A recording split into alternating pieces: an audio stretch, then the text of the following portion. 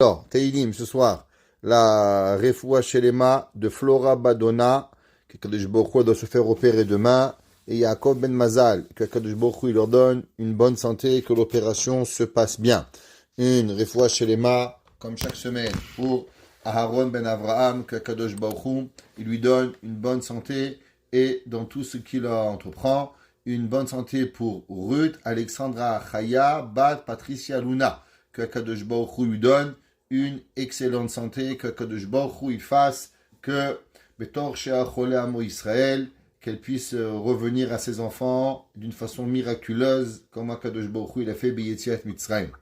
Autre chose? Amen. Ok. Alors, Teilim 34. On va voir, on va expliquer dans le Midrash quand est-ce que David Amelech il a composé ce Teilim. On va d'abord dire pourquoi il est bien ce Teilim et c'est quoi la ségoula du Teilim. Vous savez qu'on le dit tous les matins, tous les Shabbats matins, les David Beshanoto et Ta'amo Lifne Avimelech. Alors, Ha'omro Lifne Pegisha Imanche Ashilton. Si un jour vous avez un rendez-vous avec le gouvernement, généralement les gens du gouvernement, c'est les plus méchants. Pourquoi? Parce qu'ils ne viennent pas, on leur demande. Ils viennent, on vous demande du gouvernement. Dieu préserve qu'on ne soit jamais dans leurs mains. Alors, si vous allez, Dieu préserve avec eux, lisez le Teilim 34. David Amelech, lui aussi, il a dit ce Teilim quand il s'est présenté devant le roi des Pélishtim. Vetov le Omro, Gam Lifne Yetzia Aderech. Ainsi, quand un homme il va en voyage, alors vous savez, quand on va en voyage, aujourd'hui on voyage comme ça à gauche et droite, mais malheureusement, la Gemara a dit que les chemins, ils sont becheskat sakana. Kol hadrachim becheskat sakana. Le fait de voyager, c'est une sakana. C'est incroyable. On fait, chaque fois qu'on voyage, une bracha de hagomel, on fait tefiat aderer. Nous, aujourd'hui, la mondialisation, on va, on part, on vient, comme si c'est de réalité. Mais ça ne change pas que malheureusement, il y a beaucoup de dangers. Et il faut prier quand on va, ne pas oublier bien sûr, tefiat aderer, après Birkat HaGomel, quand on revient. En tout cas, celui qui peut, avant de voyager, lire aussi le Teilim 34. Quand un homme, malheureusement, s'il doit rentrer, vous connaissez quelqu'un qui doit être jugé, ou il doit être jugé de prison. On va voir comme l'histoire avec David Amelech, que je vais voir dans quelques minutes. Aussi, ils le disent avant le jugement, et qu'il rajoute à la fin du verset Ata seterli mitzar titzereni rane palet zoveni sela, et ils disent aussi le verset à l'envers Sela tesoveni palet roni titzereni mitzarli seterata. Dans le Midrash, dans Midrash Tehillim, vous savez, il y a le Midrash Tehillim, on a déjà ramené souvent le Midrash Tehillim. Ce Tehillim, il commence avec des mots qui sont intéressants. Les David, pour David Amelech, Beshanoto, quand il a changé, et Ta'amo. Que veut dire le mot Ta'amo? Ta'amo, si on traduirait le mot littéral, Ta'amo, ça veut dire le sens. Lifne Avimelech, devant le roi Avimelech, Vayegaracheu, et il a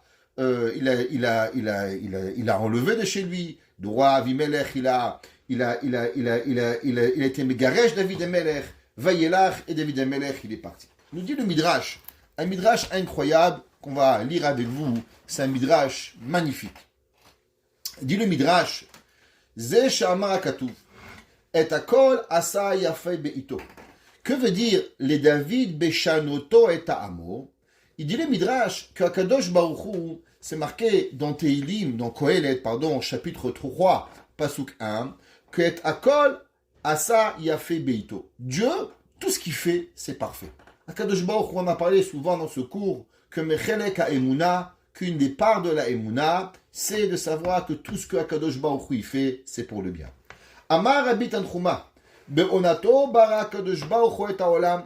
Il dit que Akadosh Baruch Hu, que ça veut dire qu'Hachem, il a choisi le bon moment pour construire le monde. Vous savez, on a déjà parlé de ça souvent, qu'on n'est pas la première matrice du monde. Akadosh Baruch Hu, il a créé deux mondes, Bara Olaman ou Marchivan. Bara Olamam ou Marchivan. Pourquoi? Parce qu'il fallait trouver dans le monde la bonne équilibre de Akadosh Baruch Hu. Qu'est-ce que ça veut dire le bon équilibre d'Akadosh Baruch Hu? Il n'y a jamais trop de Dieu. Qu'est-ce que ça veut dire le bon équilibre d'Akadosh Baruch Hu? Le but du monde, c'est d'avoir Akadosh Baruch Hu, de pouvoir voir Hachem, mais de l'autre côté, d'avoir aussi un libre arbitre. Si Akadosh Baruch Hu est le premier monde qu'il a créé, c'était la première création d'Akadosh Baruch Hu, alors il n'y avait pas de place à l'homme. L'homme ne pouvait pas avoir de libre arbitre. L'homme, il voyait Akadosh Baruch Hu tel qu'il était. Le Tosfot, il dit, quelle est la différence il y a entre les hommes et les anges? Il y a une question dans les Rishonim. Les Rishonim, c'est Rashi, le Rambam, tous les premiers commentateurs du Talmud, après les Géonim, à savoir est-ce que les anges, ils ont un libre arbitre ou les anges n'ont pas de libre arbitre. Il y a une discussion fondamentale sur ce que ça représente un ange. Il y a énormément de Rishonim, décisionnaires halachiques, qui disent que les anges n'ont pas de libre arbitre. Les anges, ce que Dieu il veut, ils font. Sur ça, il y a une des grandes questions. Alors, c'est des robots. C'est quoi l'essence d'un ange? Un ange, il dit, il fait. Qu'est-ce que ça veut dire? C'est rien. De plus, on va voir qu'à travers le temps, il y a certains anges qui vont fauter. Si les anges, ils peuvent fauter, c'est qu'ils ne sont pas des robots. Parce qu'on n'a pas encore trouvé les robots qui sont capables de réfléchir tout seuls. Même que les humains, ils rêvent d'avoir de l'intelligence artificielle. On n'a pas encore trouvé. Ils sont seulement capables de répéter ce qu'on leur dit. Alors, est-ce que les anges, ils ont un libre arbitre? Ou les anges n'ont pas de libre arbitre? Tosfot est de l'opinion que les anges, ils ont un libre arbitre. Seulement, le libre arbitre, il n'existe seulement quand tu ne vois pas. Je donne un exemple. Prenez une bougie. Dites à un homme, mets le doigt dans le feu. Il dit, je veux pas. Il dit, pourquoi? Tu crois pas? Je sais, je peux mettre le doigt, mais je vais me brûler. Il dit, ah, qui t'a dit? Il dit, Raham, quand j'étais petit, j'ai pas écouté mon père. J'ai mis le doigt, je me suis brûlé. Depuis 30 ans maintenant, chaque fois que je vois le feu, je m'éloigne. Même un animal, il comprend. Le libre arbitre, c'est quoi? C'est pas parce que j'ai pas le choix. J'ai le choix de mettre le doigt dans le feu. Seulement, je refuse de le faire parce que je connais la conséquence. Tosfot, il dit que les anges, ils voient tellement la réalité devant eux, entre le bien et le mal, le sachar et le onesh, le tov et le ra, que automatiquement, ils s'abstiennent de pouvoir faire le mal. C'est pour ça qu'on va voir à travers le temps que certains anges ils vont quitter Akadosh Baruch Hu pour faire des missions dans le monde. Et au moment où ils vont s'éloigner de Akadosh Baruch Hu, donc ils vont perdre cette vision du bien et du mal et ils vont pouvoir fauter. Parce qu'en vérité, ils ont un libre arbitre comme nous. Et la seule raison pourquoi ils ne fautent pas, c'est à cause qu'ils voient trop la réalité et la conséquence de leurs actions. Pareil à Akadosh Baruch Hu, il avait créé un monde. Ce monde, il y avait trop Hachem, Chavesham, vous n'avez pas trop Hachem, mais on voyait trop Akadosh Baruch Hu. Donc l'homme ne pouvait pas arriver à un libre arbitre.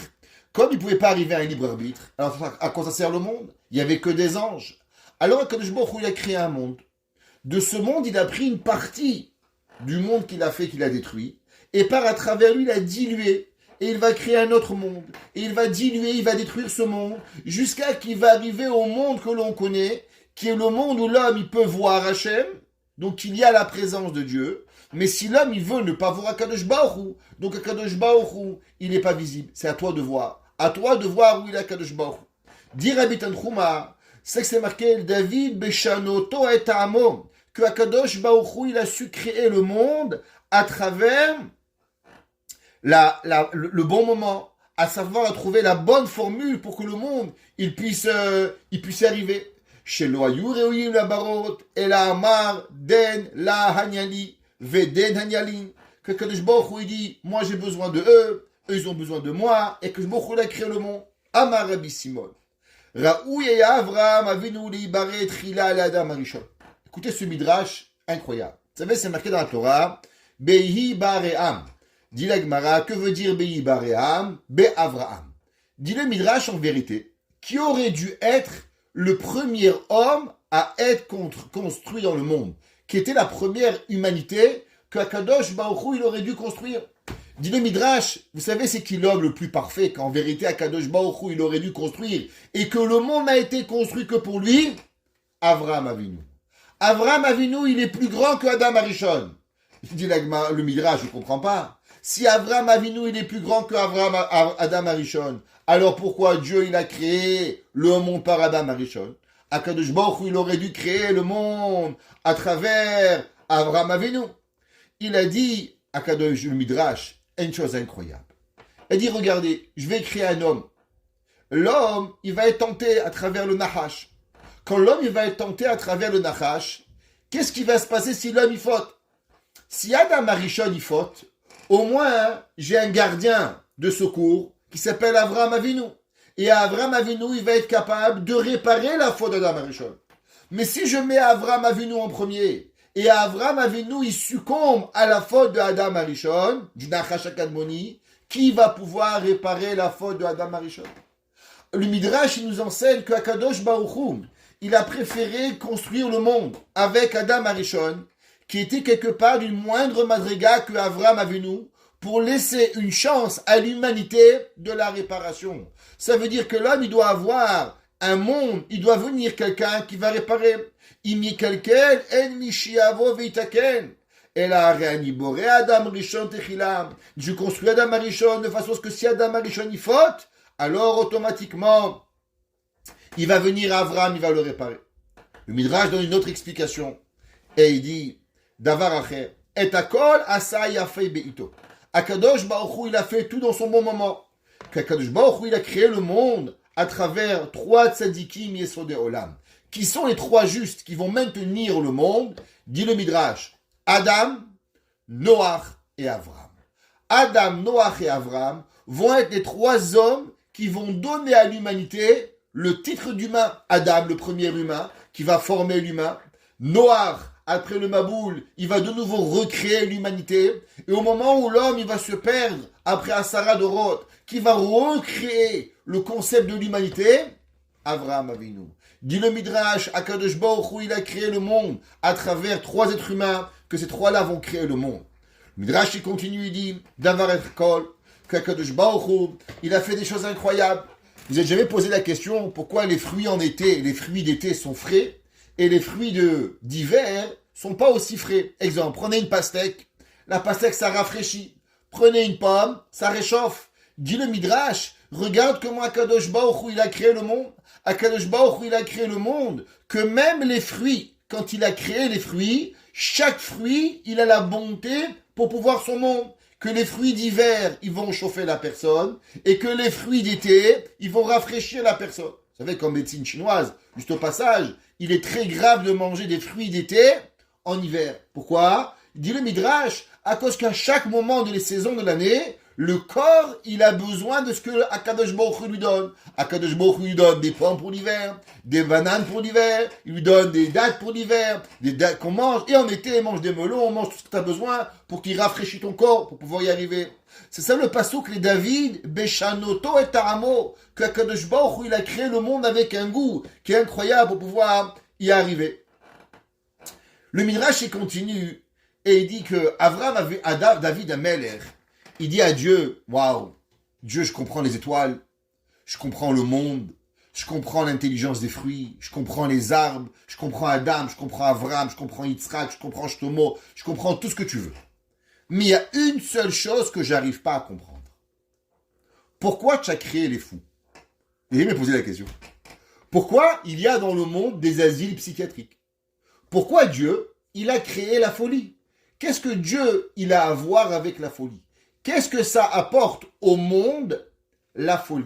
Pourquoi Kadosh Baruch Hu, il a créé la folie dans le monde? David Amelech, il dit à Kadosh Baruch Hu, Dieu, je comprends que tu as des gens intelligents, tu as des gens beaux, tu as des gens moches, servir à Kadosh Baruch Hu avec la richesse, la pauvreté. Je comprends qu'on peut servir à Kadosh Baruch Hu de différentes façons.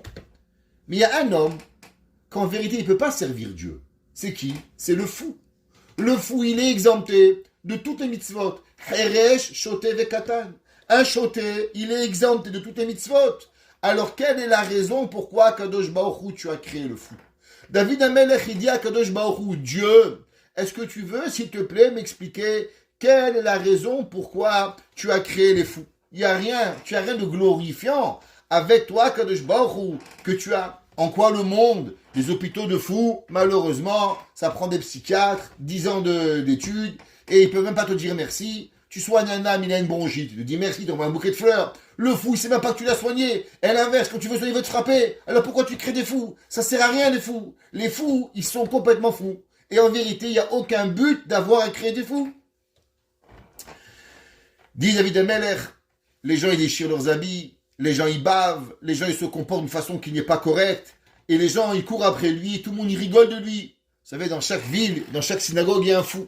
On raconte qu'il y avait une fois dans la ville de Lubavitch, il y avait le fou de la ville de Lubavitch. Alors, un jour, il est venu voir le Baal Hatanya et il lui a dit, Rabbi, j'ai reçu une offre d'aller dans une autre ville. Qu'est-ce que vous en pensez? Alors le Rabbi a dit, non, non, reste ici, nous on va te garder. Les gens de la ville lui ont dit, Rabbi, pourquoi tu l'as gardé? C'était le fou de la ville. Il dit, parce que chaque ville, elle a son fou. Au moins, celui-là, on le connaît. Lui va partir, il y en a un autre qui va venir. On ne connaît pas de quoi il va avoir l'air. Au moins, ce fou, on le contrôle. On va l'avoir. On a besoin d'avoir un fou. C'est quoi la raison pourquoi Kadosh Baruch Hu, il a créé le fou? Kadosh Baruch Hu, il répond à David Amelech. Et David Amelech, Al-Shtut Takore Tigar. Il dit quoi? Tu crois que moi, j'ai pas des raisons pourquoi créer des fous? Qu'est-ce que tu crois? Tu crois que tu comprends le monde, David Amelech? Il dit David Amelech, Dieu à David Amelech, Chayecha, je jure sur ta vie que tu vas avoir besoin des fous. Tu vas toi-même, David Amelech, avoir besoin de cela. On va voir que Shlomo Amelech, dans Mishlei, Perek Yud Gimel, Pasuk Yud Gimel, Shlomo Amelech, il dit quelque chose d'incroyable. Il dit Baz le davar yechav elbo. Toute chose qu'une personne, elle va déshonorer, eh bien la chose que tu vas déshonorer, alors tu vas en avoir besoin. Qui ne connaît pas ce proverbe, celui qui ne s'apaise pas pour ramasser un sou, ne vaut pas un sou. Pourquoi? Parce que si tu vas déshonorer quelque chose, Akadosh Baruch Hu, il dit Shlomo Amelech, il va t'apporter à venir et à comprendre la raison pourquoi tu as eu besoin de cette chose-là. La Gemara, le Midrash, il continue et il nous explique ce qui s'est passé. Pour comprendre l'histoire, il faut un petit peu qu'on revienne à Shemuel. L'histoire, elle se passe dans Shemuel, Perek, Shemuel Aleph, Pasuk Chaf Aleph, Pasuk Yud Aleph. Alors, vous savez, comme d'habitude, que David Amelech, il est pourchassé par Shaoul. David Amelech, la guerre de David et Shaoul, elle va commencer quand David Amelech, il va tuer Goliath. Tout le monde y connaît l'histoire. David Amelech, il tue Goliath.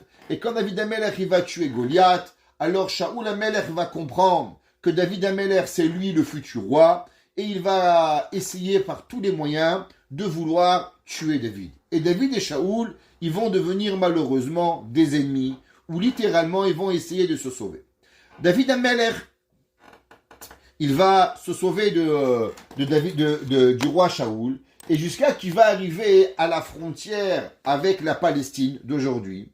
Et là-bas, à la Palestine, qui c'est qu'il y avait comme roi? Il y avait un roi qui s'appelait Avimelech. Il y a une marloquette entre Rashi et le Ibn Ezra, à savoir est-ce que ce roi s'appelait Avimelech, qui était le roi comme les pharaoniens, qui s'appelaient tous pharaons, mais quand ils avaient des noms comme Ramsès, comme d'autres noms qu'ils avaient, et ils s'appelaient aussi Paro, ou bien non, en vérité, ce roi-là, il avait deux noms. C'était le roi de Gath, on va voir, il s'appelait Achish, mais il s'appelait aussi Avimelech. Le Ibn Ezra, il dit qu'il y avait deux noms. Il s'appelait Avimelech et Achish. Rashi et les autres commentaires disent non, que Avimelech, c'était seulement le titre honorifique du roi, comme les Césars, mais en vérité, son nom, il s'appelait Achish, le roi Achish. David Amelech, il va se sauver vers le royaume de Achish.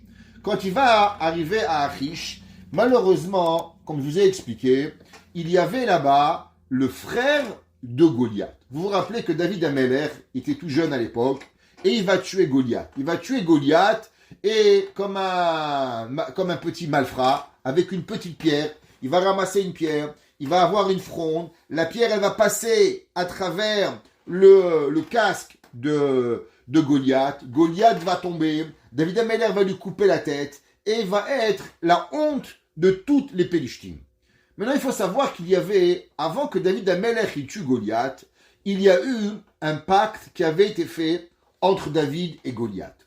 Goliath, tous les jours, il venait, il sortait, il blasphémait à Kadosh Baruch Hu. Il maudissait Dieu. Et qu'est-ce que David Amelech, il a dit? On ne peut pas laisser un homme venir et maudire à Kadosh Baruch Hu. Alors David et Goliath, ils avaient fait un pacte. Quel pacte? Que le premier qui tuerait l'autre, sa nation deviendrait esclave à l'autre. Donc maintenant, qu'est-ce qui s'est passé? Quand David Amelech, il rentre à Pélishtim, Il faut savoir que d'un côté, les Pélishtim, ils avaient envie de tuer David Amelech, à cause que David Amelech, il avait été le roi. David Amelech, il avait été le roi, il avait tué Goliath. Mais de l'autre côté, ils avaient aussi énormément peur de David Amelech. Akadosh Baruch Hu, il va faire énormément de miracles pour sauver David. Le frère de Goliath était le général du roi Achish. Quand il va arriver, le roi Achish, et on va venir lui dire que David Amelech, il est rentré en Pélishtim. Alors, les généraux lui disent, venez, on prend David Amelech, et on va tuer David Amelech, on va venir, on va le tuer. Le roi Achish, il va dire, je comprends pas. Est-ce que David Amelech, il a tué votre frère, Goliath, notre géant, comme un sauvage, il l'a pris dans un coin, tac, il a coupé la tête. David Amelech, il a fait un duel. David Amelech, quand il a fait la guerre, c'était honorable. Goliath est venu d'un côté, David de l'autre côté. Même Goliath, il a dit, est-ce que je suis un chien qu'on m'envoie une petite sauterelle pour tuer David Amelech? Il y a eu un duel. Alors le roi Achish, c'est un nes de Akadosh Baruch Hu, que le roi Achish, il va dire à ses généraux, ne tuez pas David Amelech d'une façon qui est sauvage. Tuez David Amelech, organisez un duel, de façon à ce que David Amelech, il puisse se défendre comme un homme et pas comme un animal. Quand les gens ils vont voir que le roi Achish, il veut maintenant créer un duel, qu'est-ce qui se passe? Ils ont tous peur. Qui c'est qui va aller en guerre contre David Amelech? Tous ils se rappellent que David Amelech, il a tué Goliath. Goliath, combien il avait entre une épaule et l'autre épaule? Vous avez quoi? 1 mètre, 50 centimètres. La Gemara a dit que Goliath, il avait entre ses deux épaules 60 coudées, 30 mètres. C'était un géant, une montagne, Goliath. Et David Amelech, il est venu la tuer. Le frère de Goliath, comme tous les Arabes, depuis toujours, ils sont très forts de nous attraper en cachette. On va au côté, ils se jettent de nous. Mais face à face, ils ne sont pas capables de venir faire la guerre. Alors maintenant, quand on leur a dit qu'il fallait faire un duel avec David Amelech, ils ont dit au roi Achish, non, attends David. Attends le roi Achish, tu sais, toi tu veux faire un duel, et tu veux nous envoyer au casse-pipe. Tu veux que nous, on va se battre contre David. Mais David Amelech, il va nous tuer. Mais en vérité, la seule raison pourquoi toi tu es roi, c'est un mensonge. Pourquoi c'est un mensonge? À cause que toi, en vérité, le roi Achish, tu es l'esclave de David. Du fait que quand David Amelech, il a tué Goliath, alors automatiquement tous les Pélishtim, ils sont asservis à David Amelech, et du fait qu'ils sont asservis à David Amelech, alors en vérité maintenant toi tu n'es pas le roi. Parce que toi tu n'es le roi que grâce à la bonté de David. Et si David Amelech il vient ici, qui c'est qui doit maintenant venir défendre le royaume? C'est toi Amelech Achish. Toi Amelech Achish, tu dois aller et combattre David Amelech. Parce que c'est toi qui en vérité, qui est le leader du peuple juif, du roi des Pélishtim. Alors, Melech Achish s'appelait aussi Avimelech. Et on va essayer d'expliquer après pourquoi, d'après la Chassidoute, il s'appelle aussi Avimelech. Alors, on va organiser une guerre, un duel entre David et Achish. Au moment où David Amelech, il arrive avec Achish devant lui, il faut comprendre que David Amelech, ça fait des semaines qu'il n'a pas de quoi manger. David Amelech, il a mangé un bout de pain qu'il a été pris de Irnov à Kohanim, que toute la ville de Nov a été tuée à cause que David Amelech, il a mangé un peu de lechem apanim. David Amelech est épuisé mentalement, son beau-père, il veut le tuer. On lui a piqué sa femme, qui s'appelait Michal Bat Shaoul. David Amelech est dans un état psychologique vraiment fatigué, épuisé, ou bien il a été nommé roi d'Akadosh Baruch Hu. Il veut rien, il n'a jamais voulu être le roi, lui, David Amelech. Et le jour où on l'a nommé roi, il est poursuivi, pourchassé par Shaoul Amelech, le Navi, par tout le monde, pour pouvoir être tué. David Amelech n'a pas envie de rentrer en guerre avec Achish à ce moment-là. Et David Amelech, il doit venir et il doit trouver une solution. Comment ne pas faire la guerre avec Achish.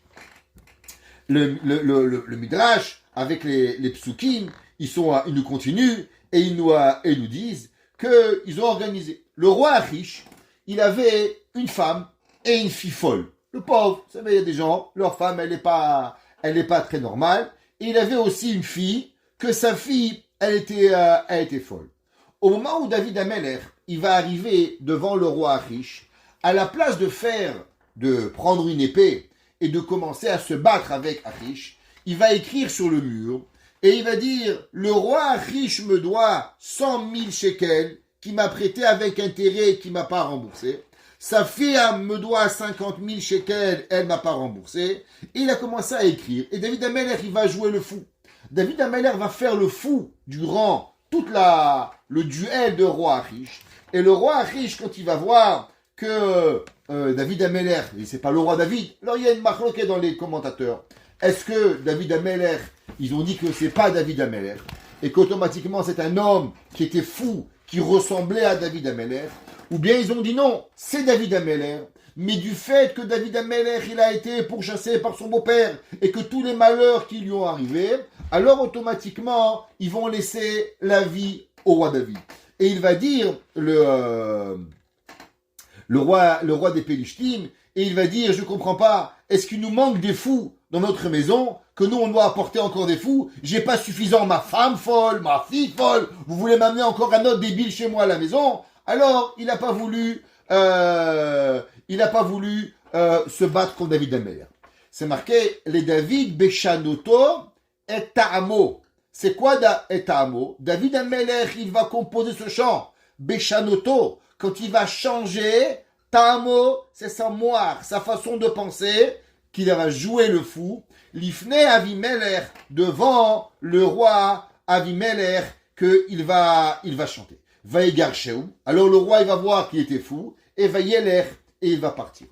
Par la suite, juste pour vous compreniez, David Amelech, il va rester là-bas, et il va comprendre le roi Achish qui avait en vérité une guerre entre Shaoul et David, et il va comprendre qu'en vérité, il était préférable d'être ami avec David plutôt que d'être ami avec Shaoul, et il va aider David Amelech. De là, David Amelech va partir à Hebron, et il va régner sur Hebron pendant 7 ans, et par la suite, David Amelech va reconquérir Eretz Israël pendant 33 ans, et c'est là que David Amelech, il va régner sur tout Eretz Israël. Ça, c'est le pasouk Aleph, les David, Beshanoto et Ta'amo lifne Avimelech. Le Maguid de Koznitz. Le Maguid de Koznitz, il explique et il dit, on a dit au début, pourquoi à ce moment-là, c'est marqué dans le verset Lifne Avimelech. Pourquoi dans Shemuel 21, Shemuel Aleph Perek 21, là-bas on n'appelle pas le roi Achish Avimelech. Comment on l'appelle? On l'appelle Achish. Pourquoi David Amelech, dans ce Tehillim maintenant, il appelle Avimelech? Le Maguid de Koznitz, il dit la chose suivante. Vous savez que la Gemara, elle nous ramène un verset qui est intéressant. C'est marqué que Rabbi Akiba, la Gemara a dit, quand on mettait Rabbi Akiba dans un coin après la prière, on retrouvait Rabbi Akiba à l'autre côté de la synagogue. La Gemara dit que Rabbi Akiba, quand il finissait la prière, vous savez qu'après qu'on dit Yehu le Ratson Imrefi, ouais, après qu'on termine, Elokai Netzor ne fait pas partie de la Shemona Esrei. Yehu le Ratson Imrefi, ça c'est la fin de la Tefila. Elokai Netzor, c'est une prière qu'on a rajoutée. À ce moment-là, l'homme il peut prier tout ce qu'il veut, les enfants, la parnassa, le shefa, tout ce que vous avez envie de prier pour Akadosh Baruch Hu, il vous est appris. La Gemara dit que Rabbi Akiba, quand on le mettait d'un côté, alors on le retrouvait à l'autre bout de la synagogue. La Gemara dit pourquoi? Parce que Rabbi Akiva, il priait, il se levait et il s'abaissait. Korea ou Mishtachave, il se levait et il s'abaissait. Et tellement il se levait, il s'abaissait, qu'il faisait des petits pas. Et à force des petits pas, tu le mettais à un endroit, il avançait jusqu'à l'autre bout de la synagogue, Rabbi Akiva. La Gemara, Tosfot, il dit, mais je comprends pas, comment il est permis de bouger? On n'a pas le droit de bouger dans la Shemona Esrei. On dit non, ça c'était quand Rabbi Akiba, il priait à la fin de la synagogue. Il dit le Maguid de Koznitz, chez Az David, qu'est-ce que ça veut dire que David Amelech, il a fait le fou? David Amelech, c'est un roi. David Amelech, c'est la malchoute d'Akadosh Baruch Hu. Comment un homme, il peut arriver à devenir et faire le fou? On va voir une autre explication plus tard dans les enseignements de Rabbi Nachman de Breslev, dans l'écouter à la Chod Ben Hashem. Mais il dit le Maguid de Koznitz, qu'est-ce que ça veut dire que David Amelech, il a fait le fou? Vous savez, il y a une grande question qui se pose souvent chez les catholiques et les juifs. quand vous allez à l'église, Dieu préserve, vous n'allez pas. Mais si vous avez vu des films, ouais, vous vous rappelez quand vous étiez jeune, ouais, ça parle pas. Il n'y a que le prêtre qui parle, le babas, comme on dit chez nous, personne parle. Vous allez à la synagogue, ça va, tu vas bien, tu vends la voiture, qu'est-ce que tu fais? Là, tout le monde il se pose la question, Ahmad Aïtslan, qu'est-ce qui arrive? Pourquoi à la synagogue, tout le monde parle, ça va, ça rentre, ça sort, c'est ci, c'est là. À l'église, il n'y a personne qui parle. C'est rien. Il y avait même un jour un prêtre qui est parti voir un rabbin et dit, monsieur le rabbin, vous voyez pas qu'en vérité, on est nous la religion. La preuve, chez nous, ça parle pas. Tout ensemble, 9h ça commence, 10h ça finit, à l'heure. Chez vous, 9h c'est 9h30, 10h c'est 11h. Lui il chante, lui il sait pas chanter. C'est la balagane, vous n'avez pas compris. C'est pas vous les enfants de Dieu, c'est nous. Mais c'est une question. C'est marqué dans les Sfarim que le pasuk qui dit Ki Hashem yilachem lachem ve'atem tacharishun. C'est marqué que Dieu, il peut tout répondre aux goyim à part une seule chose. Quand les juifs ils parlent aux synagogues. Ve'atem, Dieu il va faire la guerre. Ve'atem et vous, tacharishun, taisez-vous. Juste taisez-vous à la synagogue parce qu'en vérité ça peut faire du mal au peuple juif. Faut pas trop parler. Faut faire attention. Mais il y avait un jour un rave. Il a dit, monsieur, je vous pose une question. Il a dit oui. Il dit, monsieur le curé, vous avez des enfants? Il a dit oui. Il dit, vous avez des esclaves? Il a dit oui. Il dit, vous pose une question. Quand l'esclave, il rentre dans votre paroisse, comment il se comporte? Quand l'esclave, il rentre dans votre maison, est-ce qu'il parle? Il dit, bien sûr que non. Sinon, je lui coupe la tête. Il dit, bien. Il dit, quand votre enfant, il rentre à la maison, est-ce qu'il parle? Il dit, mais bien sûr, c'est chez lui. Il dit, vous avez tout compris. Il dit, vous êtes des esclaves.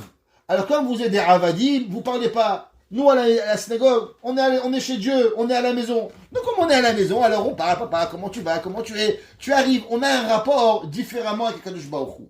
Et c'est même une des raisons pourquoi le peuple juif, vous allez voir, c'est pas une blague, c'est marqué qu'au nom du tsar, il y avait un jour le tsar, il avait envoyé un espion à la synagogue. Et quand le tsar, il avait envoyé à la synagogue, on était venu dire à un rave, tu sais qu'il y a un espion à la synagogue. Le rave, il a regardé, il dit, c'est lui. Il dit, tu sais, c'est lui, l'ont attrapé, c'était vrai. Et on dit parce que le seul qui priait pas sans bouger, c'était lui. Un juif, quand il prie, c'est marqué Kol atzmotai tomarna Hashem yichamucha. Un juif, quand il prie, tout son corps, il prie. La main, les yeux, la kippa, le chapeau, la veste, la perruque, les boucles d'oreilles, tout il bouge pour Akadosh Baruch Hu. Kol atzmotai tomarna. L'homme, il n'est pas capable de rester en place pour Akadosh Baruch Hu. Pourquoi l'homme, il bouge? Parce qu'en vérité, dans chaque portion de notre corps, nos lunettes, notre barbe, nos yeux, nos cheveux, il y a Akadosh Baruch Hu. Et tout a envie de participer à la prière avec Akadosh Baruch Hu. Alors, dit le Maguide de Koznitz, David Amelech, il est rentré dans une prière. Mais quand il est rentré dans une prière de Dvekut avec Akadosh Baruch Hu, alors il a fait comme Rabbi Akiba. Il a commencé à prier avec ferveur. Et plus il priait avec Kadosh Baruch Hu parce qu'il savait qu'il pouvait être tué, et plus que tout son corps voulait vivre, et tout sa neshama, il priait Kadosh Baruch Hu, alors il se levait, il s'abaissait, il se levait, il s'abaissait, et il bougeait tout son corps pour Hachem. Dit le Maguide de Koznitz, quand il a vu cela, le roi Achish lui a dit, ça c'est pas possible David Amelech. Un homme qui compose des psaumes à Dieu, il doit être comme à l'église, pas bouger, pas parler, rien faire, parce que c'est comme ça chez eux à l'église. Eux, ils peuvent pas concevoir qu'on est les banim d'Akadosh Baruch Hu. Ils peuvent pas concevoir que toute notre vie, elle est avec Akadosh Baruch Hu. Que Moshe Matzinu, il dit, Achu motzi moto, kach itpalel David Amelech beofan kaze, im kfitzot, il bougeait, il tapait des mains, bishtachavayot, ad she'anire les goyim kemeshuga. Un goy, quand il voit un juif prier, il dit, mais ils sont pas un peu malades, ceux-là? Qu'est-ce qu'ils ont à bouger comme ça? C'est des sauterelles, c'est des coqs. Qu'est-ce qu'il a? Pourquoi il ne peut pas se tenir droit debout? Goy lo mevin, shekach efshar epal Hashem. Il a dit le Maguide de Koznitz, un goy, il peut pas comprendre. Un goy, il voit un juif à la synagogue, il comprend pas pourquoi tu parles. Mais je suis chez moi, mon frère. Je suis à la maison d'Akadosh Baruch Hu. Un goy, il comprend pas pourquoi tu bouges. Un goy, il comprend pas pourquoi tu fais un discours. Prenez Monsieur Obama, à part la tête, il bouge pas. Prenez Rabbi Kremis, il fait mal à la tête. Qu'est-ce qui se passe? Parce que il donne un discours d'un papier. L'autre, il vous donne la vie, il vous donne son cœur, il vous donne un neshama qu'il y a. Alors c'est pour ça, il dit le Maguide de Koznitz, quand le roi Achish, il a vu David Amelech prier, alors il a pris malheureusement David Amelech pour un fou. Et c'est vrai que c'est marqué, Avacha et Hashem bechol et. David Amelech, il a dit, je prie à Kadosh Baruch Hu à chaque moment de ma vie, je prie à Kadosh Baruch Hu, parce que Kadosh Baruch Hu, Bémet, il est différent à différents moments. Vous savez, Rabbi Nachman de Breslev, on pourrait dire que c'est quoi l'essence de Rabbi Nachman de Breslev. Dans chaque Talmid du Baal Shem Tov, descendant de la Chassidoute, il y a une notion qui va revenir, et qu'à travers cela, ils vont pouvoir bâtir toute leur chassidou, tout leur mouvement. Rabbi Nachman de Breslev a basé son mouvement chassidique sur principalement deux choses. Un, c'est la prière, prier à Hachem, à tous les niveaux, ce qu'on appelle la hitbodedut, pas la hitbonenut, la réflexion, mais la hitbodedut, c'est se retrouver avec Akadosh Baruch. Et la deuxième, c'est la joie. Que l'homme, il doit être joyeux à chaque moment de sa vie. Il n'existe pas un moment où l'homme, il doit être triste. Rabbi Nachman a tellement parlé de joie que certains chercheurs, malheureusement professeurs, ils ont dit que Rabbi Nachman était atteint de maladies psychotriques. Pourquoi il parlait tellement de la joie? C'est qu'il était triste. Alors ils n'ont pas compris pourquoi Rabbi Nachman a tellement parlé de la joie, Havé Shalom. Mais en vérité, c'est qu'il n'était pas triste. Rabbi Nachman était l'homme le plus heureux du monde, malgré qu'il avait énormément de problèmes. Sa femme elle va mourir, sa fille elle va mourir, son fils va mourir. À Rabbi Nachman de Breslev, il va avoir énormément d'épreuves dans sa vie, mais il va toujours continuer à expliquer la simcha. Rabbi Nathan, dans l'écouter à la chot, dans Ilchot Nefilat Apayim, il va nous expliquer un concept, si vous voulez, qu'on va essayer d'expliquer, et on finira avec ça, sinon on verra. Et il dit, les David, Beshanoto et Ta'amo Lifne Avimelech. On sait que le mot Avimelech veut dire le père du roi. David représente aussi la Malchut. David représente aussi, on sait, qu'il représente Akadosh Baruch, représente la Malchut, qu'on appelle le royaume souterrain, le royaume terrestre d'Akadosh Baruch Hu, comme on a déjà expliqué. Qui David Amelech ou Bechinat Malchut de Kedusha. On sait que dans le monde, il y a deux royaumes. Il y a ce qu'on appelle le royaume de la sainteté, et il y a ce qu'on appelle le malchut de la Toum'a. Exemple, on a deux brachot. Quand on voit un roi juif, on fait une bracha. Quand on voit un roi goy, on doit aussi faire une bracha.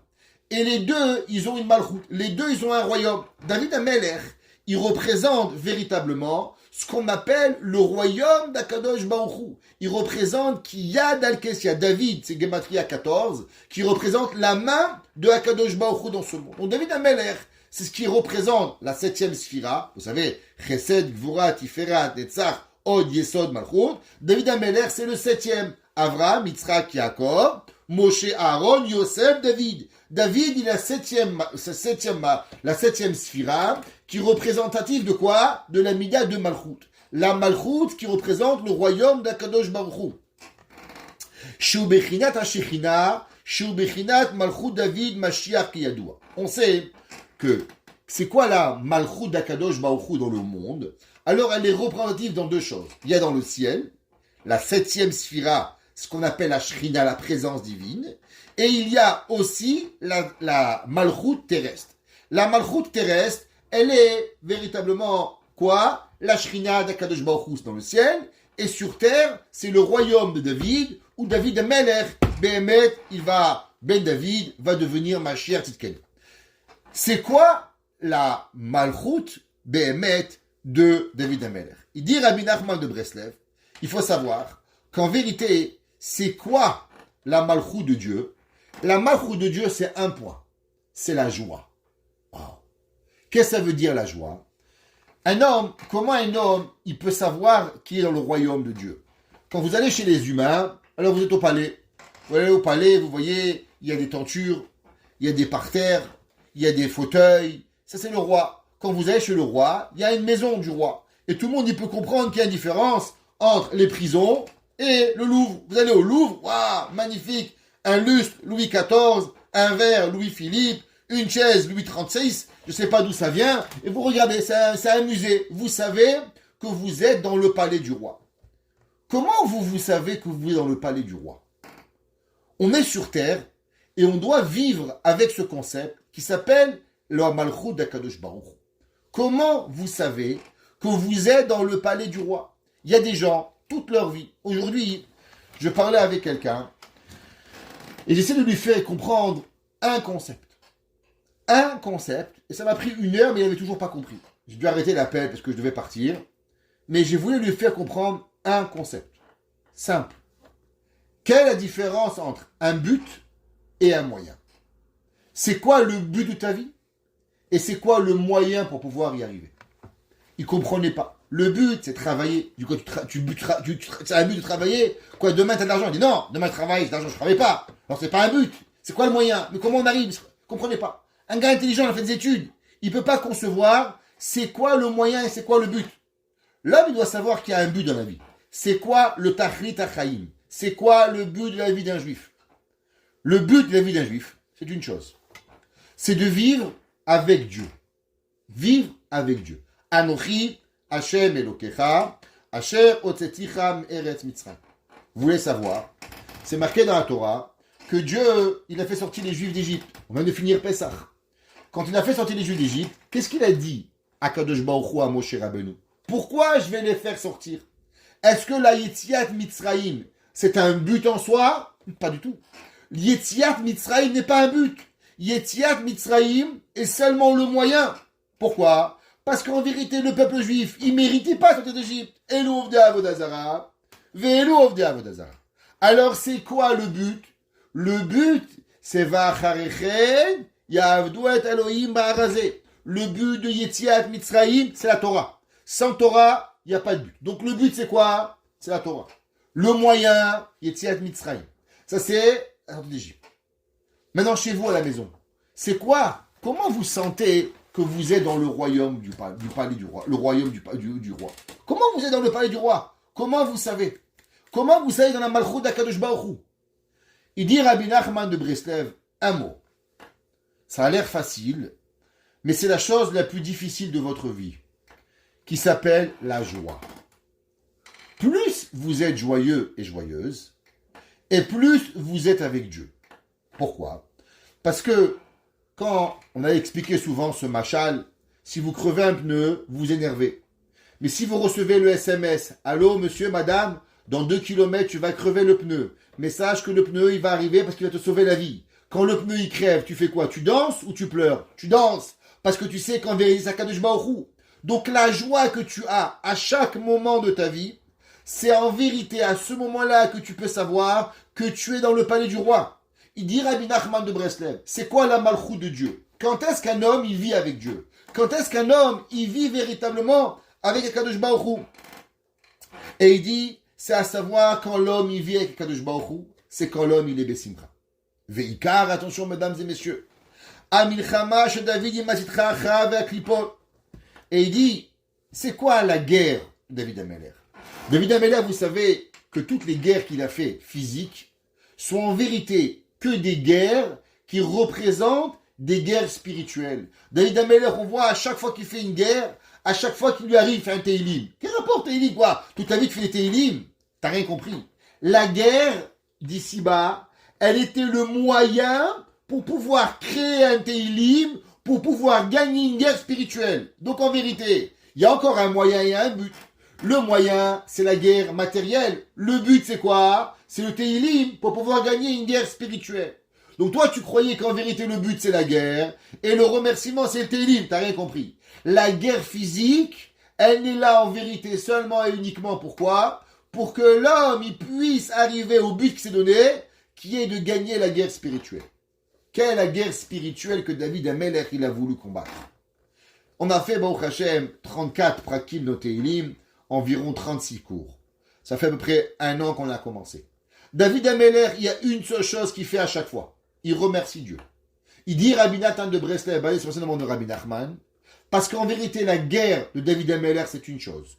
Combattre la tristesse et le désespoir. Chaque fois qu'il arrive à l'homme un problème, et que l'homme, il va arriver à renforcer sa simcha, l'honora, gamze yavo, que l'homme, il est heureux, que l'homme, il va avoir, alors automatiquement, l'homme, il arrive à pouvoir gagner. C'est pour ça que David Ameler, il va composer 10 chants. Les 10 chants qu'on avait expliqués, vous vous rappelez, dans le premier cours des 10 façons de chanter, la Natseach, Ashrei et David, chaque chose qu'on a raconté à David Amelech, qui sont en vérité les 10 façons de chanter, ce qu'on appelle les Asara Minenegina, les 10 langages de chansons, qui sont pour amener en vérité à la personne quoi? La joie. Comme c'est marqué dans Tehilim, Ale Asor ve Ale Navel. C'est quoi Ale Asor? Asor, ce sont les 10, et Navel, la musique, que la musique, elle va venir combattre les 10 événements, qui sont les 10 Neginot, les 10 chants, qui sont en vérité pour surmonter et élever les 10 sphirotes dans la Kedusha, pour anéantir les 10 sphirotes qui sont en parallèle, qui sont dans la pureté. Et c'est pour ça que David Amelech, il dit, Kisi Martan Yashem Bepaolecha. Parce que toi, Kadosh Baruch Hu, tu m'as réjoui dans toutes tes actions. David Amelech, il dit, allez, Asov, allez, Navel. L'homme, quand il arrive à chanter, quand l'homme, il arrive à être Bessimcha, donc il va élever les 10 principes de joie, et grâce à cela, il va arriver à être heureux, Bechol Paolecha, Bepaolecha. Ça veut dire quoi? Que l'homme, bien sûr, quand tu gagnes l'auto, c'est facile d'être joyeux. Mais quand tu crèves le pneu, quand tu es fatigué, quand tu as mal aux pieds, quand tu as mal au dos, alors tu dois remercier Hachem. Aujourd'hui, j'ai rencontré un homme. Je le connais souvent, mais malheureusement, pour une circonstance triste, j'ai dû le rencontrer. Il a 100 ans. Son bras, il ne marchait pas. Alors, il m'a demandé de l'aider, je l'ai aidé. Après, je lui ai dit, Refoua chez les mains pour votre bras. Il m'a dit la vérité.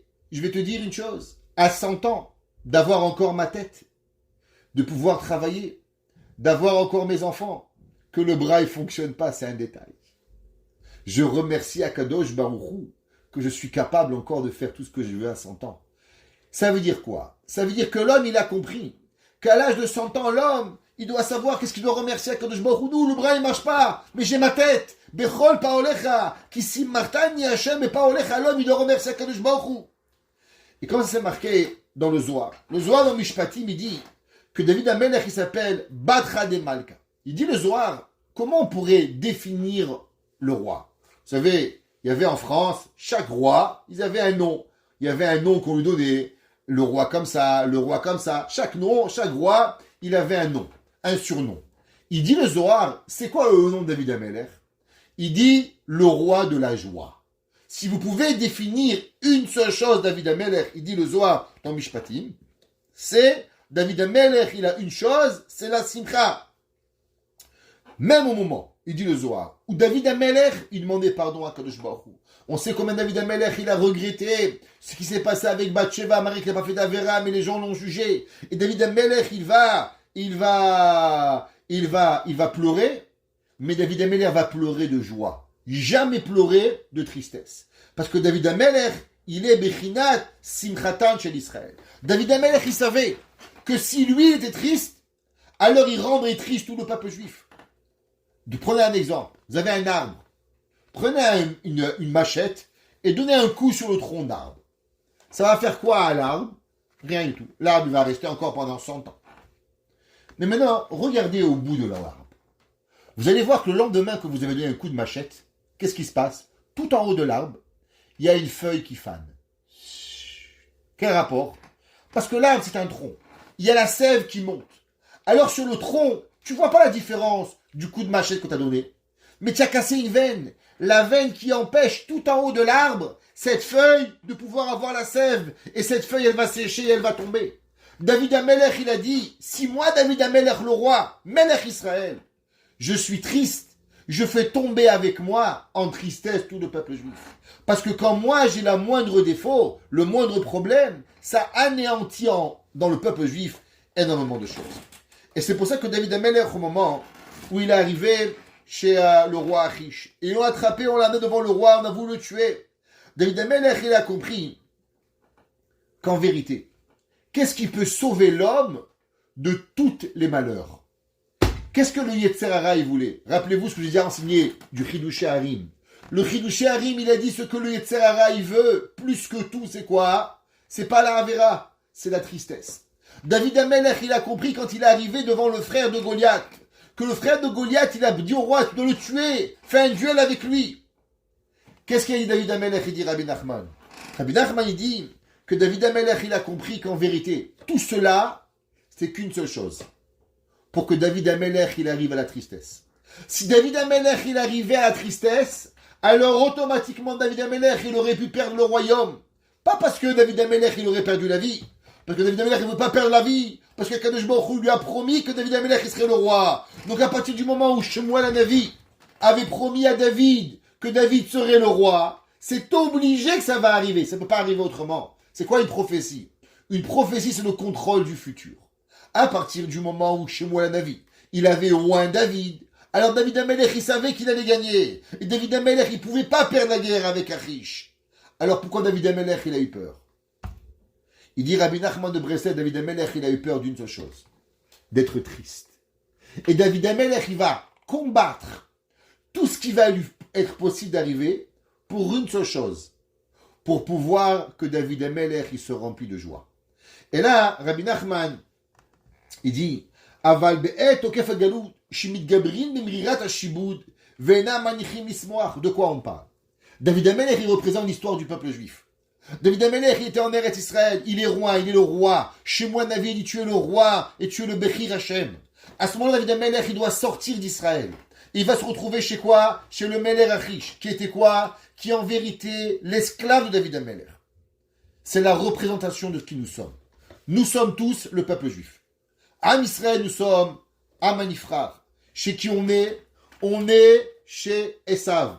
Qui est Esav? Esav a perdu la Bechora. Nous sommes en vérité ce qui arrive à David Amelech, c'est ce qui nous arrive aujourd'hui. On est à Montréal, sous l'emprise d'un roi, sous l'Amérique, sous le monde entier, sur l'Occident, qu'en vérité nous sommes, nous les Bnei Melachim. Nous sommes les Meshiach Hashem. Et on est asservis à travers les Goïm. Quand l'homme y voit cela, la première chose qui lui vient à l'esprit, c'est quoi? C'est la tristesse. L'homme, il est en galoute. Il n'a pas ses enfants. Il aimerait avoir ses enfants tous à côté de lui. Il y en a un à Paris. Il y en a à l'écoute, il y en a un là-bas, il y a son père qui est ici, il n'est pas avec lui. C'est difficile tout ça. C'est la galoute. La galoute, elle amène quoi? Elle amène la tristesse. Akadosh Baruch Hu, il a amené David Amelech dans une situation qui est véritablement ce que le peuple juif va vivre à travers les générations. Et David Amelech va se retrouver sous la personne qu'il a vaincue, qui est Goliath, les Pélishtim, où David Amelech était plus fort que eux. Et David Amelech, il aurait pu prier à Kadosh Baruch Hu de tuer Achish, et Kadosh Baruch Hu l'aurait donné. Comme je vous ai expliqué pourquoi. Parce que David Amelech, il avait eu la prophétie de gagner la guerre et de devenir le Melech Israël. Ça ne pouvait pas changer. Son David Amelech, il a compris qu'il y avait une dimension beaucoup plus grande. La dimension de quoi? De savoir être où tu es avec ce que toi tu veux. À travers les générations, les Goïm ont essayé de nous asservir. Je vous ai déjà raconté cette histoire magnifique. C'était le rabbi de Tzanz, c'est Saïloula bientôt. Et un jour, le rabbi de Tzanz, vous connaissez l'histoire, il est arrivé à Auschwitz. Et quand il est arrivé à Auschwitz, tout le monde a applaudi. Et les nazis ont dit, pourquoi vous avez applaudi? Il dit, parce qu'il est arrivé la fleur de l'humanité. Alors quand le nazi Marchemo, il a vu le rabbi de Tzanz, il a pris sa matraque, il a frappé le rabbi de Tzanz. C'est que le rabbi de Tzanz, il est tombé par terre dans la boue. Et quand il est arrivé dans la boue, il lui a écrasé la tête avec sa chaussure. Et il lui a dit, alors, qui tu es? Et le rabbi de Tzanz, il lui a dit, dis-moi, la fleur, elle est sur la botte ou sous la botte? En un mot, il lui a dit, tu peux me frapper, mais moi, tu vas jamais changer qui je suis, parce que je resterai une fleur où je vais être. Il dit Rabbi Nachman de Breslev, vous savez c'était quoi le Nisayon de David Amelech? Le Nisayon de David Amelech a été d'être heureux, d'être joyeux, d'avoir la simcha. Et il dit, Yevsha lisgod mechamat tokef idgabutam megalut. Et pourquoi l'homme il est triste? C'est parce que l'exil, 2000 ans d'exil sans Mashiach, sans prophète, sans korbanot, sans Akadosh Baruch Hu, dans le doute, dans le safek, sans savoir qu'est-ce qu'on doit faire. Ça amène à la personne la difficulté. C'est pour ça que David Amelech, qui s'appelait comment? Le roi joyeux. Le roi qui était joyeux, Simchatan Israël. Au moment où il va tomber dans la main ce qu'on appelle des clipotes, la sitracha, du mauvais côté. Alors David Amelech, il va prier à Kadosh Baruch Hu. Et qu'est-ce qu'il va faire? David Amelech, il dit, l'homme, il doit essayer par tous les moyens d'être joyeux. Et même si l'homme, il doit essayer 2 fois, de faire des actions qui sont bizarres pour pouvoir être joyeux, mais en aucun cas l'homme, il doit tomber dans la tristesse. Et il nous dit Rabbi Nathan de Breslev, au nom de Rabbi Nachman, quel a été le travail de David Amelech? Le travail de David Amelech, il a été qu'à ce moment-là où David Amelech, il est arrivé au moment de la tristesse, il a su trouver la joie, même dans des côtés qui sont, pour David Amelech, qui était un peu fou. Qu'est-ce que ça veut dire que David Amelech, il jouait le fou? David Amelech, il est fou. Amelech, le roi, quand David Amelech, il peut faire Kodesh Hashem, il est Kodesh Kodashim. Qu'est-ce que ça veut dire? Il dit, ça veut dire que David Amelech, il a su s'abaisser. Il a su trouver dans les petites actions de sa vie de la joie. Souvent, on est tous quelque part, et vous savez pourquoi on ne peut pas arriver à être joyeux? Parce qu'on n'attend que des grands événements pour être joyeux. On attend, ouais, il faut gagner au loto, il faut avoir 50 invités, il faut être invité au restaurant, il faut que ton patron te donne une augmentation. Et ça n'arrive pas. Et comme ça n'arrive pas, alors t'es triste. David Amelech, il dit, Rabbi Nachman, tu sais c'est quoi le secret? C'est même dans les petites choses. Les choses qui ont l'air ridicules. Les choses qui ont l'air anodines. Mais si l'homme, il est capable, alors l'homme, il est capable de pouvoir véritablement arriver à pouvoir grandir. C'est marqué dans les livres qu'il y a 2 hommes qui ont voulu arriver en Eretz Israël. Le Baal Shem Tov, vous savez qu'il n'est pas arrivé en Eretz Israël. Il a demandé au Rachaim Akadosh, et le Rachaim Akadosh dit qu'il ne pourrait pas arriver. Rabbi Nachman de Breslev a voulu arriver en Israël, il est oui arrivé. Rabbi Nathan de Breslev enseigne et dit, quelle est la raison pourquoi le Baal Shem Tov il n'est pas arrivé, et pourquoi Rabbi Nachman il est oui arrivé en Eretz Israël. Beaucoup de tzadikim ont essayé d'arriver en Israël et ils ne sont pas arrivés. Parce que Akadosh Baruch Hu, il a eu peur qu'ils vont faire venir Mashiach. Mais pourquoi Rabbi Nachman est arrivé? Ceux qui lisent dans la vie de Rabbi Nachman, il y a un passage très curieux. Quand Rabbi Nachman il arrive à Istanbul, là-bas c'est marqué Istanbul, là. À l'époque ça s'appelait Istanbul, qui était la ville d'Istanbul. Et Rabbi Nachman de Breslev, quand il va arriver là-bas, il va jouer avec des enfants. Il va enlever son chapeau, et il va jouer avec des enfants au ballon. Et par la suite il va arriver en Eretz Israël. Il dit, Rabbi Nathan, quel est l'enseignement qu'on a attiré? Rabbi Nachman, il n'avait rien à faire que jouer au ballon. Le petit-fils du Baal Shem Tov, qui a écrit à l'âge de 30 ans tout le Likutei Moharan, il avait fait tout le Shulchan Aruch, tout le Tanya, tout la Halachot, il avait rencontré le Baal Tanya qui est devenu fou quand il est arrivé en Israël. Tous les tzadikim d'Israël sont venus rencontrer Rabbi Nachman. Il n'avait rien à faire que de jouer au ballon. Quoi, il n'a rien à faire d'autre. Quoi, il est venu, il s'est pris pour Platini. C'est quoi le but? Il dit, Rabbi Nathan, quelque chose d'incroyable. Il dit de la même façon que David Amelech, avant de grandir, il a dû savoir descendre. Il a dû savoir trouver de la joie dans les moments les plus difficiles de sa vie. Pareil, Rabbi Nachman, pour pouvoir arriver en Eretz Israël, arriver en Israël, c'est quelque chose qu'on n'a même pas d'idée. Un homme, quand il rentre en Israël, il reçoit une nouvelle Neshama. Est-ce que vous savez ça? Que chaque fois que vous rentrez en Israël, la première fois que vous marchez en Israël, vous recevez une nouvelle partie d'âme que vous n'aviez jamais. Un juif qui habite en Israël reçoit une différente pas de Neshama que vous et moi. C'est pour ça qu'eux, ils font un jour et nous faisons 2 jours. Il dit, le grand-père du Chida, Rabbi Avraham Azoulay, que les Juifs d'Israël, ils ont une partie supplémentaire de l'âme, et c'est pour ça qu'ils servent Hachem avec un jour de Yom Tov. À l'inverse, en Chutz Laaretz, que nous, il nous manque une partie d'âme, c'est pour ça qu'on complète avec une 2e jour de Yom Tov pour garder la sainteté qu'on doit avoir. Ça veut dire qu'on ne sait même pas ce que ça représente Eretz Israël. Il dit, Rabbi Nachman, que de la même façon qu'il y a 2 gens, il y a un voleur et un rabbin. Les 2, ils mangent, les 2, ils boivent. Mais tu comprends que c'est pas pareil. Il y a un gangster et il y a un roi. Les 2, ils ont 2 vies, ils ont 2 maisons. Pareil, Israël, ça a l'air pour toi une terre, mais c'est pas une terre. C'est quelque chose qui n'a rien à voir. On peut même pas concevoir c'est quoi Eretz Israël. Et pour mériter cela, il dit Rabbi Nathan, que la seule et unique façon de mériter Israël, c'est si l'homme il est capable d'avoir de la joie à n'importe quel prix. Celui qui est capable d'être joyeux à tous les moments de sa vie, alors lui il pourra arriver à Eretz Israël. Et c'est incroyable que David Amelech, il va tomber chez Achish. Il va avoir le Nisayon qu'il va avoir. Et de là-bas où il devait être tué, il va grandir pour véritablement arriver à conquérir Shaoul et à avoir Eretz Israël. Et c'est ça que le verset, il dit, Avarcha et Hashem. Comment l'homme, il a la joie? Comment vous savez si vous êtes joyeux? Comment vous savez? Parce que vous rigolez, parce que vous faites le clown, parce que à la maison, vous pleurez pas. Et des gens, ils pleurent pas, mais parce qu'ils ont plus de larmes dans leur corps à pleurer. Alors comment vous savez si vous êtes un homme joyeux ou une personne joyeuse? Et David Amelech, Avracha et Hashem becholet. Remercie Akadosh Baruch Hu à chaque moment.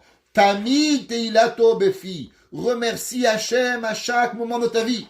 Une personne qui arrive à dire merci à Hashem, comme David Ameler, tout ce qui lui arrive dans sa vie. Merci Hashem, merci Hashem, merci Hashem, merci Hashem. Dans le royaume du roi. L'homme, que quand ça lui plaît, il dit merci. Quand ça lui plaît pas, il dit pas merci. T'es dans le couloir, mon frère. T'es pas dans le palais. T'es pas dans le palais d'Akadosh Baruch Hu. David Ameler, David. L'homme, David Ameler, c'est la malchoute. Beshanoto et Amo, l'homme, il doit être capable de changer sa pensée. L'ifne Avimeler, c'est qui Avimeler? Avimeler, c'est notre Père au ciel. On est chacun de Baruch Hu, on est les enfants de Dieu. On n'est pas à l'église, nous. Nous, on parle à la synagogue, nous, on est là. Nous, on est à Kadosh Baruch Hu. Quand l'homme, il se soit à Kadosh Baruch Hu, Vaïgershu, Vaïelach. Alors on peut se débarrasser du Yetzerara. Comment?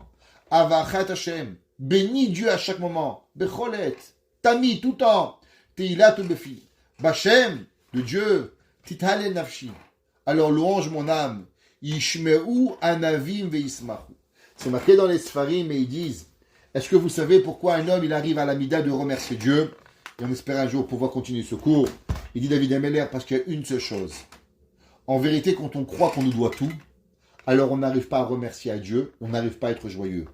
Mais l'homme qui est humble, qui a l'humilité, Ishmeu Anavim, celui qui a véritablement l'humilité, que le monde ne lui doit rien, alors Veismechu, lui pourra être joyeux avec Kadosh Baruch Hu.